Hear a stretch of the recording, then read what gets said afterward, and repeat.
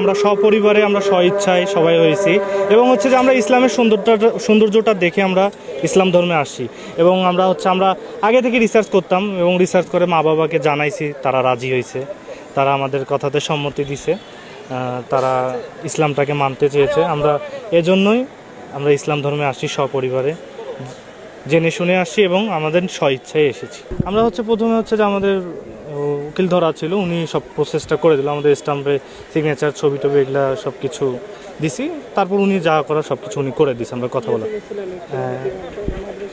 হ্যাঁ মাদ্রাসায় আমরা মৌলানা সাহেবের কাছ থেকে আমরা কালেমা সবাই পড়েছি এবং ইসলামের বেসিক যে জিনিসগুলো আমাদেরকে তারা বুঝাই দিছে যে আমাদেরকে এই জিনিসগুলো ফলো করতে হবে, এই জিনিসটা মেনে চলতে হবে।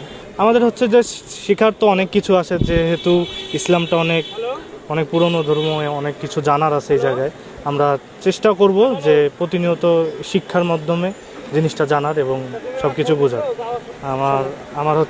আমার পূর্ব নাম ছিল সাজন কুমার দাস, আমার বর্তমান নাম সাইফুল্লাহ সাইফ এবং আমার বাবার নাম ছিল গণেশ দাস। আমার বাবার বর্তমান নাম মোহাম্মদ আবদুল্লাহ।